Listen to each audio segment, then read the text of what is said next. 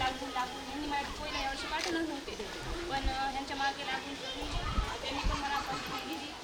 So मी इथं आले, मला खूप छान वाटलं. मनात एक वेगळंच म्हणजे आपल्या प्रत्येक इथं बसलेल्या सगळे आठवण झालं. त्यातल्या त्यात सर लोक इथं आले, खूप चांगलं होतं, बरं वाटलं. कारण की पहिल्या शक्य नव्हती ती गोष्ट मुलांनी मध्ये हे करून समजा थोडीशी बेटा घेऊन आपल्याला झालं आपलं आपल्या इथपर्यंत आलो तर खूप छान वाटलं. आणि नव्यानं जुन्या आठवणी परत नव्यानं ताज्या झाल्या तर खूप वेगळं.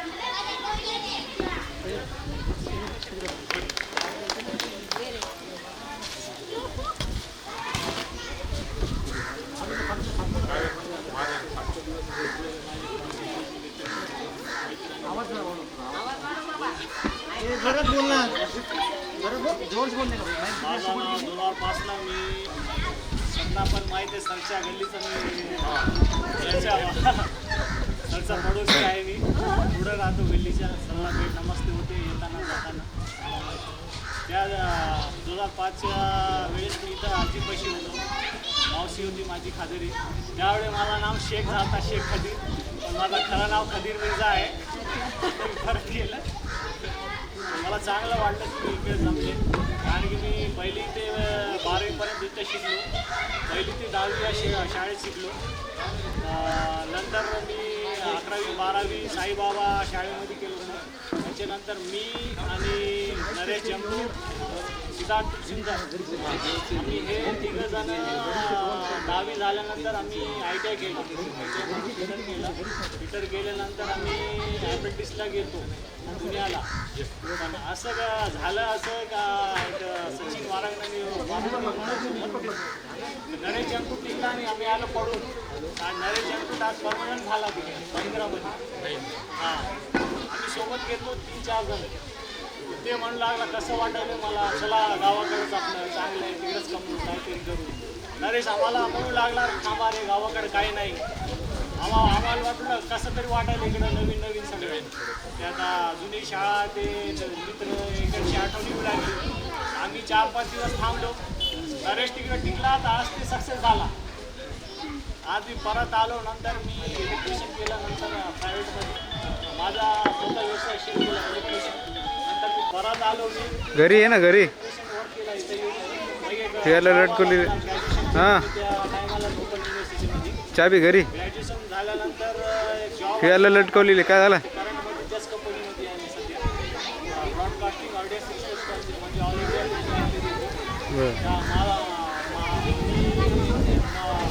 तिकडे काय नाही, पाऊस दिवस.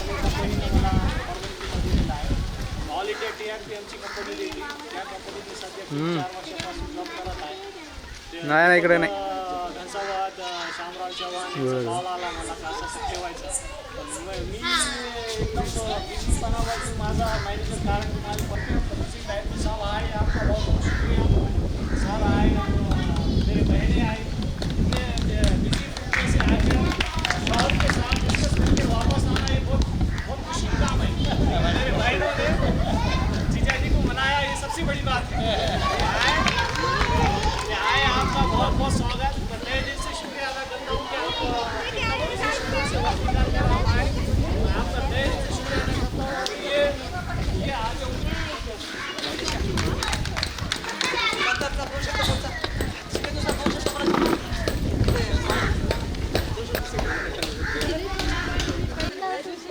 आज सगळे कार्टून असतील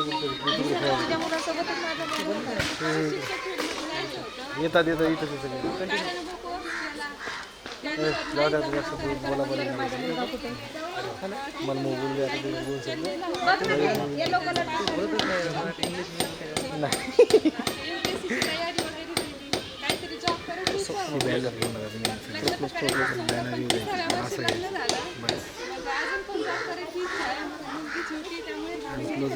बॅनर मेन सगळ्यात बॅनर शिर्डी साईबाबामध्ये. आता मिस्टर पण माझे कॉन्ट्रॅक्टर आहे, पण आता मुलगी लहान असल्यामुळे थोडं थांबून घेतलं. साईबाबा संस्था शाळा कॉलेज आहे तिथं job करायचं चालू आहे. आता पुढच्या वर्षी होईलच काही. चल बरं आपण दादा दिवाळीला यायचं होतं पण मग गेट टुगेदर असल्यामुळे थांबून गेलं. दिवाळी होऊ दे कार्यक्रमसाठी चालेल मग आता निघून जाईल. त्यामुळे सगळेजण आले, मुली पण आल्या, बरं वाटलं. सर पण आले वेळेत काढून. मला ओळखलं म्हणजे सगळे धानाचे पण सर लोकांनी काही ओळखलं नाही मला लवकर. सगळे सर आहेत वाटाने दिसत होती पण छान कार्यक्रम करू. त्याच्यापेक्षा पण अशी यावेळेस आपला असेल काहीतरी परत अजून नव्याने सांगाल वेगळं एवढं पण परत मी काय होतो ते पण सर्वांना माहीत आहे. राईट आहे. 10वी झाल्याच्या नंतर इथे मी 10वी पासआउट झालो. 10वी मी एक माझ्या लाईफचा एक खूप चांगला इन्सिडेंट सांगतो ज्याने मला टीचिंग आणि एक म्हणजे प्रॉपर ह्युमन बिईंग ज्याला प्रॉपर व्यक्ती कसा बनायचं ते ठरवण्याचं झालं. 10वीपर्यंत माझं शिक्षण इथं झालं. माझ्या शिक्षकांना मी काही म्हणत नाही पण होऊ शकतं की माझंच कॉन्सन्ट्रेशन ज्याला म्हणतात की एका गोष्टीची की शिक्षणावर की माझी रुची जी शिक्षणाची होती ती काही चांगली नव्हती, प्रॉपर नव्हती. मी इथून जेव्हा पास झालो तेव्हा मला 57% होते. राईट. आणि माझ्या लाईफमधला ट्रू मीन्स कोइन्सिडेंट जो आहे मी तो सर्वांसोबत शेअर करतो. मी जे आज मी प्रोफेशनली बघायला गेलो तर मी पण एक ॲज अ बेइंग टीचर म्हणून काम करतो. पण माझ्या लाईफमधला इन्सिडेंट आणि मी माझ्या विद्यार्थ्यांना देखील हाच इन्सिडेंट सांगतो. माझं शिक्षण इथे झालं 10वीपर्यंत शिक्षण झाल्याच्या नंतर माझं फॅमिली बॅकग्राऊंड किंवा फॅमिलीकडलं सर्व काही चांगलं असल्यामुळं मला माझ्या वडिलांनी चांगल्या स्कूलमध्ये औरंगाबादमध्ये देवगिरी कॉलेजमध्ये ॲडमिशन घेऊन दिलं आणि देवगिरी कॉलेजमध्ये माझं 11वी 12वी शिक्षण झालं. पण मी जेव्हा 11वीत असताना फर्स्ट टाईम जेव्हा कॉलेजमध्ये गेलो तर 11वीमध्ये तिथलचे सेमी इंग्लिशचे त्यावेळेस सेमी इंग्लिश वगैरे चालू होते तिकडे. इंग्लिश मिडियम पण होते आणि माझी काही इंग्लिश तेवढी परफेक्ट नव्हती आणि मी इंग्लिश बोलू शकत. हा माझ्या लाईफमधला ट्रू इन्सिडेंट आहे आणि असा अनुभव हा जीवनामध्ये सर्वांना यावा अशी माझी पण अपेक्षा आहे. या इन्सिडेंटमुळं मी काहीतरी घडलो, काहीतरी बनलो आणि आज तुमच्यासमोर आहे. तर इन्सिडेंट तो असा आहे की 11वी 12वीमध्ये मी सायन्स या फॅकल्टीमध्ये, कारण की माझ्या सर्व बहिणी मी सायन्स घेतलेलं होतं तर मलाही लाजकाचं सायन्स घ्यावं लागलं. पण मला इंग्लिश काही जमत नव्हती. त्यानंतर तेवढ्या मोठ्या कॉलेजमध्ये गेल्याच्यानंतर त्यांच्या मुलांची राहणीमान पाहणे हे करणे. माझे एक तिथलचे एक शिक्षक होते काळे सर म्हणून, बायोलॉजी डिपार्टमेंटचे होते. तर त्यांनी आमचा एक self introduction first day of college ज्याला म्हणतो आपण तेव्हा सेल्फ इंट्रोडक्शन घेतलं. सेल्फ इंट्रोडक्शनमध्ये त्यांनी प्रत्येक मुलांना उठवलं तर मी बघितलं 80 मुलांची बॅच आहे. 80 मुलांच्या बॅचमध्ये मला कोण ओळखते, राईट आहे का नाही. तर सर्वजण जेव्हा पर्सेंटेज सांगायला लागले कोणी 95 कोणी 97 कोणी 98 असे सांगत, मी काय 57 सांगू काय म्हटलं. तर ते म्हणे की इंट्रोड्यूस युअर सेल्फ. आणि मी असा विद्यार्थी होतो जास्त दिमाग लावणारा. मागं बसलं तरी शिक्षक मला मागून विचारतील, पुढं बसलं तरी पुढून विचारतील म्हणून मी मधोमध बसलो सर्वांच्या. तर अशी बारी इकडं अशी माझ्याकडे येईपर्यंत मला सर्व काही माहीत झालं. सर्वजण my name is this and that and I got a this much percentage असं बोलून मग समोर जातो. मी पण नव्हतं तो उभं राहिलो आणि त्यावेळेस मी 57चे 75 केले. मी म्हणलं मला 75% आहेत आणि मी तुम्ही कसं तरी बसलो. मला माहीत होतं की मला एवढ्या याच्यामध्ये कोणी बोलणार नाही. पण एक भांबवलेले गावामधल्या छोट्या मुलाचं मन जे असतं ते हमेशा एका चकमक जागेकडे बघत राहतं. तर मी एक वर्गामध्ये बसल्याच्यानंतर मी हमेशा इकडे तिकडे बघणार. मला सरने टार्गेट केलं, पॉईंट आऊट केलं. सर म्हणले बेटा यू स्टँडअप. म्हणलं येस सर. ते म्हणे व्हॉट आर यू डुईंग, म्हणजे तू काय करतोय म्हणलं काय नाही सर तुमच्याकडेच पाहतोय म्हणलं. काय शिकवतोय म्हणे मी सांग म्हणे. म्हणजे त्यांनी इंग्लिशमध्ये म्हणलं okay in the case of same की suppose what we are going to teach to you. मला सांग परत म्हणलं. मला वाटलं की त्यांनी माझं नावच विचारलं. मी परत म्हणतो माझं नाव दीपक घनसावत आहे, मला इतके पर्सेंटेज. तर आज तेवढ्या वर्गामध्ये त्या 80 मुलांमध्ये सर्व मुलं माझ्यावर हसत होती. सर्व मुलं माझ्यावर हसत होते की याला प्रश्न विचारला एक वेगळा आणि उत्तर दिलं एक याने वेगळं. तर ती माझ्यासाठी इतकी इन्सल्टिंग बाब होती. आणि त्यानंतर मी माझ्या बहिणीसोबत, माझी मोठी बहीण जी आहे वनिता कांबळे म्हणून, ती पण आज प्रोफेशनली टीचर आहे पुण्यामध्ये. तर तिला मी सांगितलं असं असं आहे मी त्या कॉलेजमध्ये जाणार नाही, कारण की आता त्या कॉलेजमध्ये जायचं की सर्वजण माझ्याकडे पाहून हसणार. तर तो क्षण असा होता की सरनी विचारलं होतं की मला what is mean by biology, what is mean by biology असा प्रश्न होता. तर त्यावेळेस मला काही सांगता आलं नाही आणि मी त्यांना माझं इंट्रोडक्शन दिलं. त्यानंतर मी 6 महिने कोचिंग क्लासेस केले. कोचिंग क्लासेस करून माझे मित्रही असे बनवले की ज्यांच्यामुळं मी काहीतरी शिकू शकेल. आणि 6 महिन्याच्या नंतर जेव्हा मी सामायिक परीक्षा देण्यासाठी तिथं गेलो, 11वीची परीक्षा देण्यासाठी गेलो, तर त्यावेळेस त्या सरांनी मला पुन्हा ओळखलं. त्यांनी मला पुन्हा तोच प्रश्न विचारला की what is mean by biology. तेव्हापासून तर आत्तापर्यंत मला त्याची डेफिनेशन पार्ट आहे ती तुमच्यासोबत शेअर करतो. Biology is a branch of science which deal with the study of living organism. तर एवढंसं उत्तर होतं आणि ते मला सांगता आलं नव्हतं.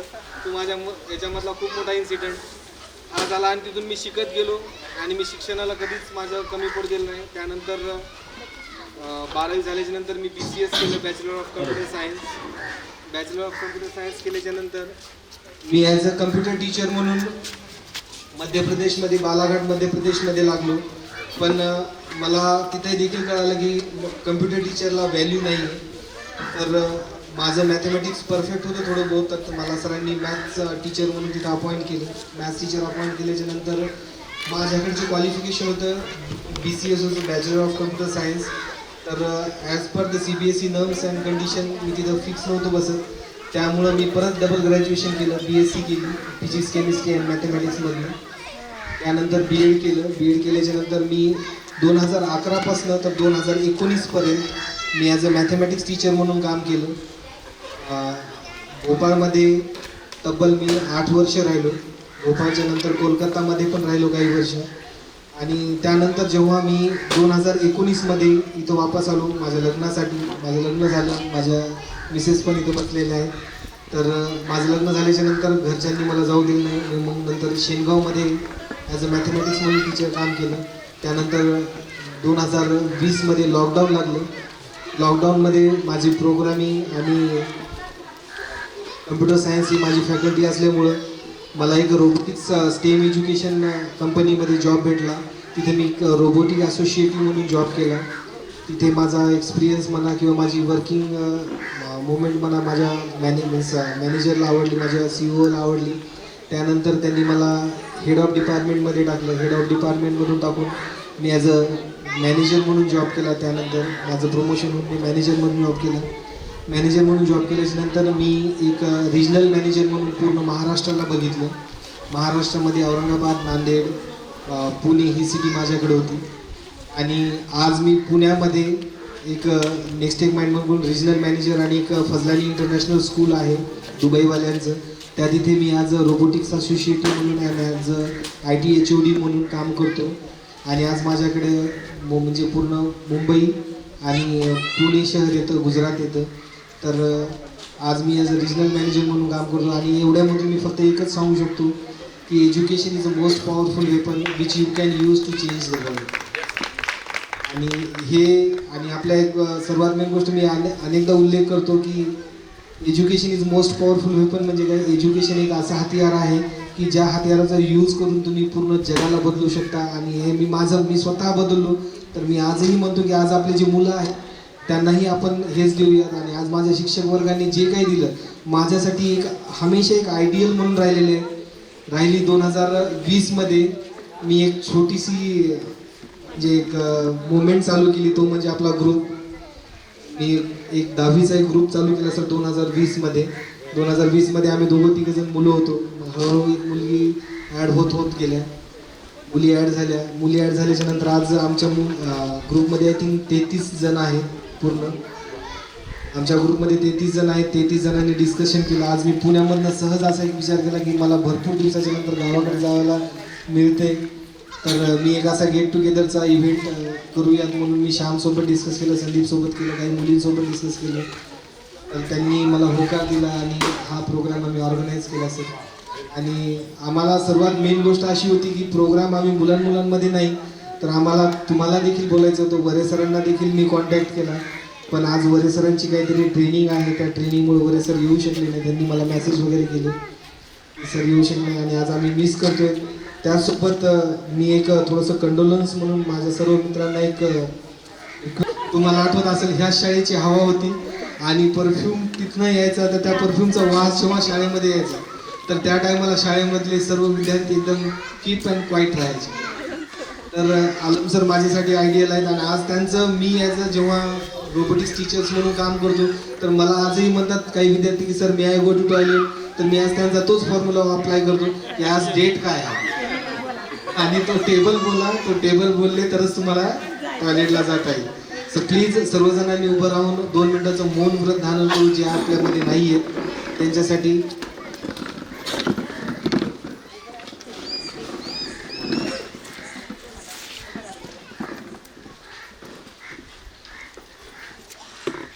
So we will keep quiet now.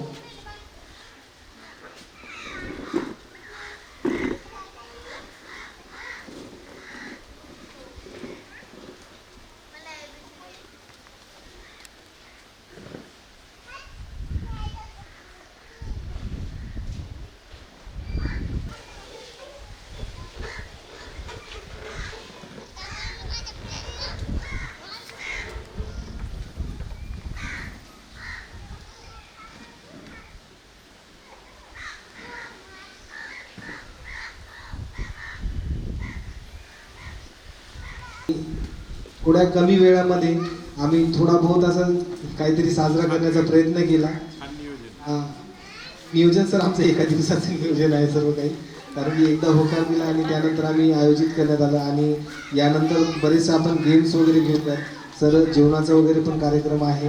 तर आमची एक विनंती आहे की आमचा एक पिरियड घ्या, एका वर्गामध्ये बसू आपण, परत एकदा आमची अटेंडन्स घ्या, परत आम्हाला तो एकदा अनुभव येऊ द्या. परत वाटल्यास आम्हाला काहीतरी प्रश्न वगैरे विचारा आणि सांगून आम्ही प्रयत्न करत आम्ही प्रश्नाची उत्तर देण्यासाठी एक छेडी वगैरे. हा आज फिजिकल पनिशमेंट अलाउड नाही आहे, बट मला कुठंतरी वाटतं की physical punishment is a necessary because the peoples those who are not in the proper way they can come definitely sure. हां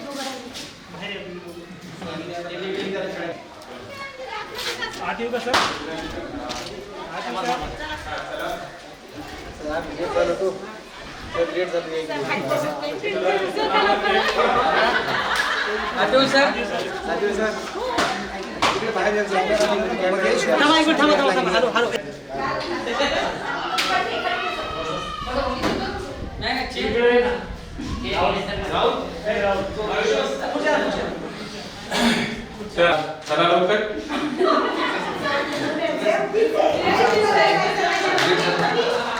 काय कारण ठीक आहे, धर्मशाळा आहे मग काय इथं शिस्त आहे की नाही? काय हे सर्व विद्यार्थी येऊन बसले, आमचा वेळ वाया जातो. काय का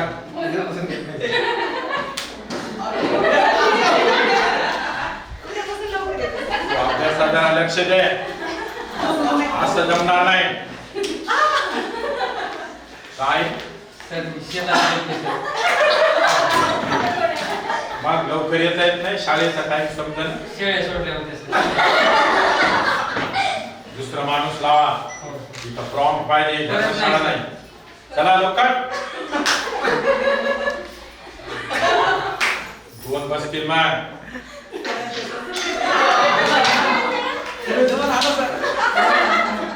काय काय पाऊस पडतात बटन लाव. काय काय पाऊस असला पण काय झालं, छत्री नाही का? राईट टाइम येत असं जमणार नाही. तर समोर का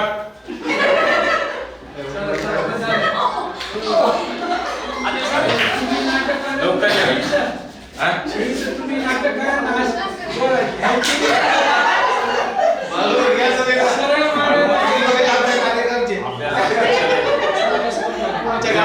घेऊन ये. काय कारण लेट येण्याचं?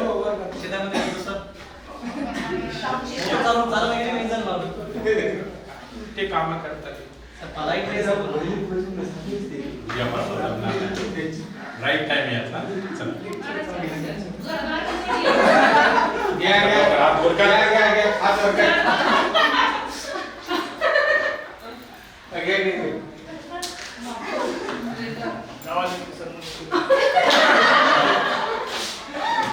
कशाला जायचं शाळेच्या टाइम मध्ये? शनिवार रविवार कशाला?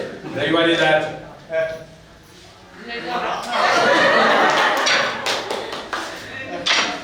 तर विद्यार्थी मित्र, कवी काय म्हणतात की माय तुझे मी फेडीन पांग सारी आणीन आरतीला हे सूर्य चंद्र आहा ओ हो हो. कवी म्हणतात की मातृभूमी बांग फेडी तर कसे बांग फेडी तर तुझ्या दर्शनाला सूर्य आणि चंद्र यांना. बघा कवीची कल्पना किती मोठी आहे आई समोर. आईला किती कवी महान मानतात की जे सूर्य आणि चंद्र यांना आणणं अशक्य आहे पण ते पण काम मी शक्य करून दाखवीन. आणि म्हणून कवी म्हणतात की आई मला राघव, आई तुझ्या पुढे मी आहे अजून सर दीपकचं पोट दुखायले सर. कशाला खातो रे? त्याला घरी सोडू का सर? सूर्य आणि चंद्र कोणासाठी आणण्याचा प्रयत्न चालू आहे?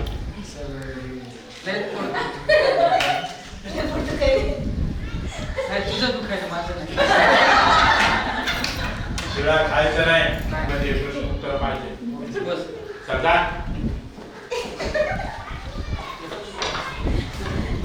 कशाला त्याला त्याला सोडून येतो सर. काय एकटा जातो तो सर सोडून येतो सर. लगेच येतो. लगेच येतो.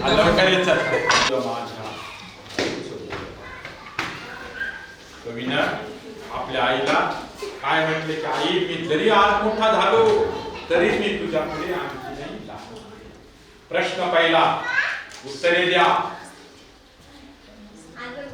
आई नवीन येऊ इंट्रोल मध्ये जायचं. हा नाही जमत. हा कोणाला आणू इच्छिता? यस सूर्य आणि चंद्र. कवी सूर्य आणि चंद्र हे आईच्या आरतीला खाली आणू इच्छितात. एवढी उदात्त भावना कवीने केली. आई पुढे कवी कसे आहेत? बरं अभ्यासात लक्ष नाही. हा काने छोट्या बाळासारखे. जरी आपण किती मोठे झालो, आज करोड कोट्यावधी जरी आपण कमवू शकलो, आपली आई वृद्ध जरी असली तरी आई पुढे खेळतो नुसता क्रिकेट खेळतो. आई सायकल खेळतो. अभ्यास करत नाही. हा खाली बस. जमणार नाही. शपथ करतो सर. अभ्यास करायचा, अभ्यासात लक्ष द्यायचं. चल बस खाली. तर अशा प्रकारे कवीने आईची उपकार फेडण्यासाठी या ठिकाणी सूर्य आणि चंद्र यांना देखील प्रचूर आणण्याचा मानस केलेला आहे. एवढी कवीची उदात्त भावना आपल्या आईसमोर आहे. असंच आपण समाजामध्ये आई दिला पाहिजे. तिनं सांगितलेले काम आपण केले पाहिजे. तिच्या पुढे आपण आजही अतिशय तानुल्या बाळासारखं आज्ञाधारक तिच्या समोर राहिले पाहिजे असे कवीला यातून सांगायचे आहे. सर्वांनी उद्या वया घेऊन या. जे आणणार नाही त्याला परवा घेऊन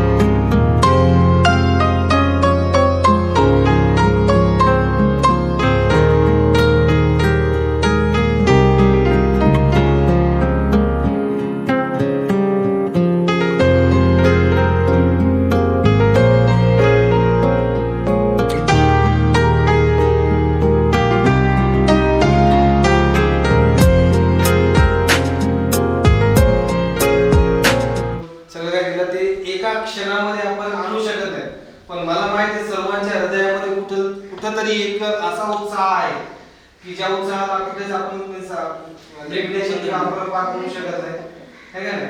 तर आज आपल्याला खूप काही म्हणजे एका घंट्यामध्ये खूप काही झालं, म्हणजे असं सगळ्या गोष्टी आपल्याला एकत्रित जगायच्या, खूप काय करायचं, पण आज शक्य होणं पॉसिबल नाही.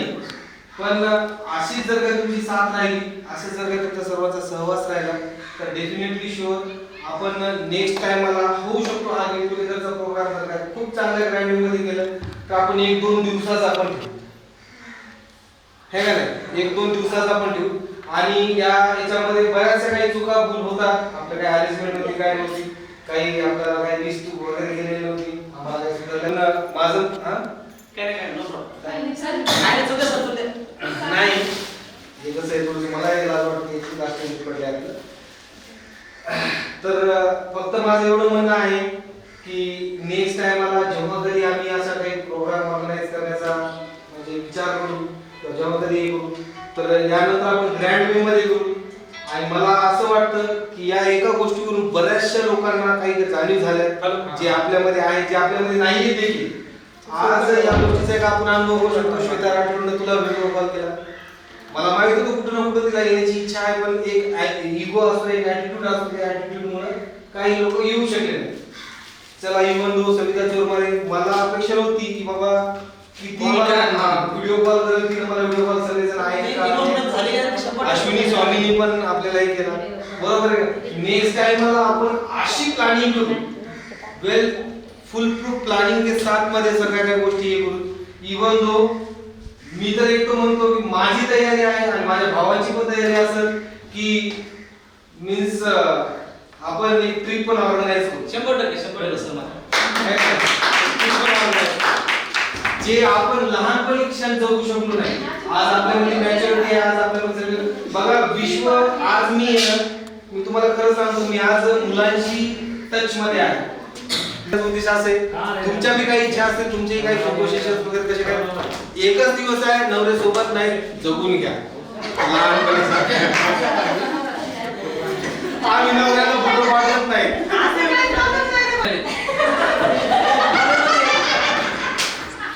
कॉलेजमध्ये गेलास का? कॉलेजमध्ये गेलास का? हसू नका, हसू नका, हसू नका. आज पोरी झाल्या होते, कालपासून जाया होत्या.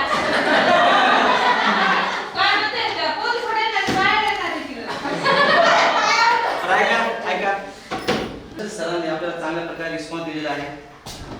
संसार म्हणलं की कष्ट आले, कष्ट म्हणलं की संसार आला. 2025च्या जीवनामध्ये धगधग असते सर्वांनाच आली अडचणी असतात, सगळ्याचेच प्रॉब्लेम असतात. तिथं सर्वजण आलेले आहेत, चांगल्या प्रकारे रिस्पॉन्स दिला आणि व्हॉट्सअपनं काय भेट घडून आणली, अशी भेट, असा आनंद याचं कॅल्क्युलेट करता येणार नाही. एक तर पैशा स्वरूपात नाही करता येत, सोन्याच्या स्वरूपात करता येत नाही. मी काय फार मोठा प्रवक्ता नाही, आम्ही फक्त 12वी शिकलेलो आहे आणि जर शिकलो असतो तर वास्तव म्हणून काहीच नसतो, कमवलो असतो, 1 लाख रुपये घेऊन घरी बसलो असतो. माझे 10 ते 12 बिझनेस आहेत.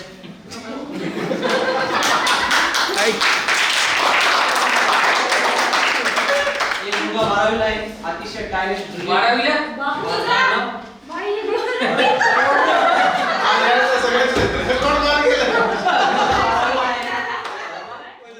तेरे जैसा यार कहाँ ऐसा याराना, याद करेगी दुनिया तेरा मेरा अफसाना. तेरे जैसा यार कहाँ ऐसा याराना, याद करेगी दुनिया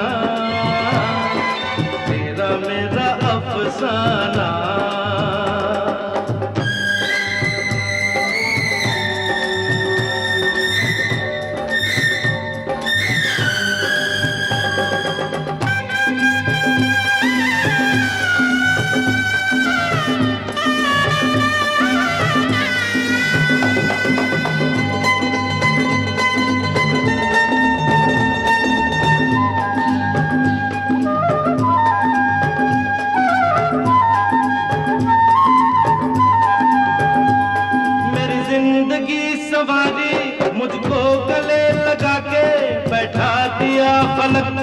मुझे खाक से उठा के,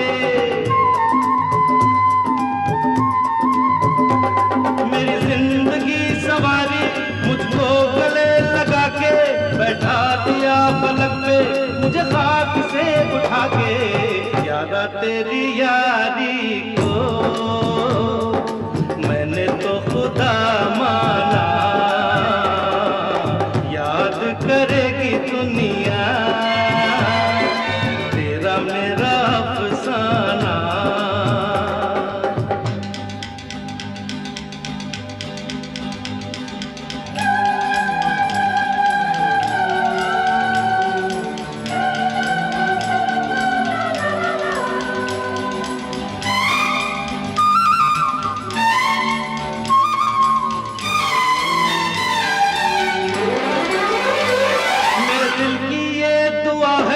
कभी दूर तू न जाए, तेरे बिना हो जीना वो दिन कभी न आए। मेरे दिल की ये दुआ है, कभी दूर तू न जाए, तेरे बिना हो जीना वो दिन कभी न आए। तेरे संग जीना यहाँ, तेरे संग मर जाना, करेगी दुनिया तेरा मेरा अफसाना। तेरे जैसा यार कहाँ, कहाँ ऐसा याराना, याद करेगी दुनिया तेरा मेरा अफसाना।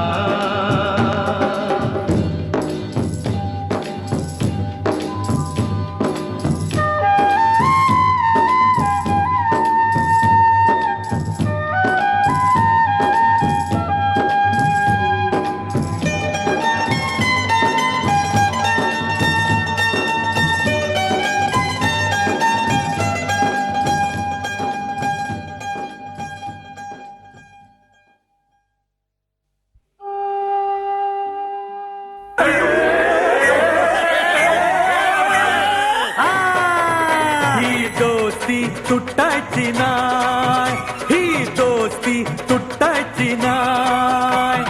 सुटेल का रे हात दोस्तीचा, नाही नाही नाही नाही नाही नाही नाही नाही। तुटेल का रे वाडा यार, नाही नाही नाही नाही नाही नाही नाही। दोस्ती तुटायची नाय, ही दोस्ती तुटायची नाय। अरे काय म्हणावं दोस्तीला या दोघेही घन चक्कर, क्षणात बसती प्रेमाने तर क्षणात होते टक्कर। ही दोस्ती तुटायची नाय, ही दोस्ती तुटायची नाय। कुठे झाला रे?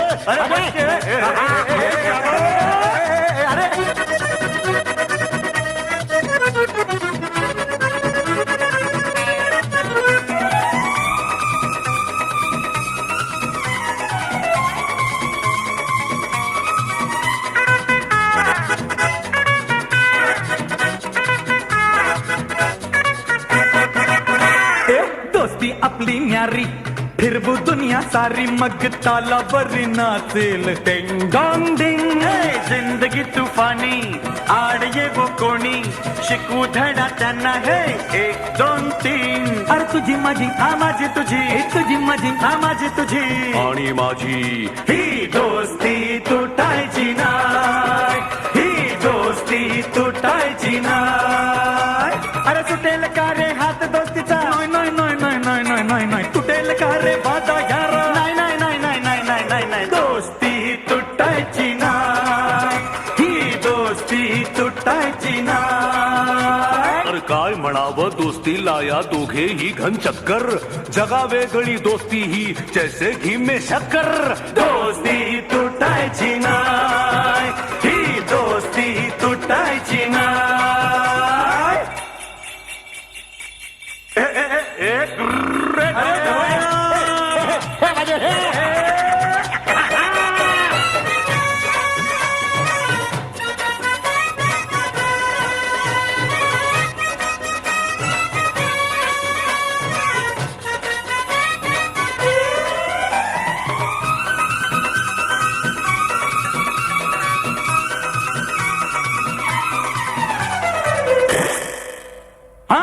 जीवाहून प्यारा रे तूच मला यारा तुझ्यावरचे वार दोस्ता झेलीन मी अरे हिम्मत कोणाची वार करण्याची धडाकेबाज टक्कर देऊ आम्ही तुझी माझी हा माझी तुझी अरे तुझी माझी हा माझी तुझी आणि माझी ही दोस्ती तुटायची नाही